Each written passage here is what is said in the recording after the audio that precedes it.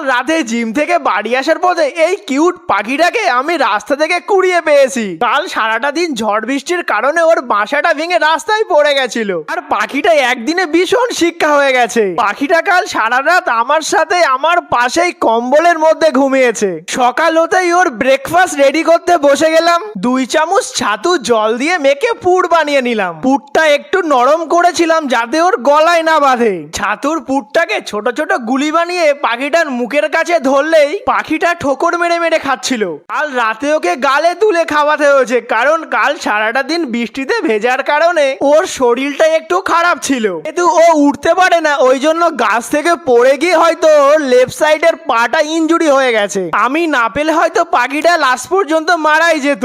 পাখিটা পাওয়ার পরে বোন তো ভীষণ খুশি হয়ে গেছিল, সারাদিন ওকে নিজের কাছেই নিয়ে রেখে দিয়েছে। আমরা দুইজনে মিলে পাখিটার জন্য একটা কিউট নাম রেখেছি টুসি।